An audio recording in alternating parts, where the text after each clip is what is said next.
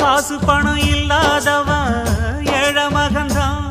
அவன் காட்டோரமா ரோட்டோரமா படுத்து தூங்குறான். சொத்து சொகம் உள்ளவனோ செல்வ மகன்தான். அவன் பஞ்சு மெத்த போட்டிருந்தும் முழிச்சு ஏங்குறான்.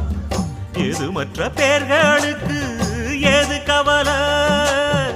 4 காசு வச்சிருந்தா 100 கவலை. இங்கு ஆசை வச்ச நெஞ்சுக்கெல்லாம் அமைதி இல்லையே. என்ன வேலை அது என்ன வேலை? மன நிம்மதிதா இங்கு என்ன வேலை? எந்த கடை அது எந்த கடை? அதை விற்கிறது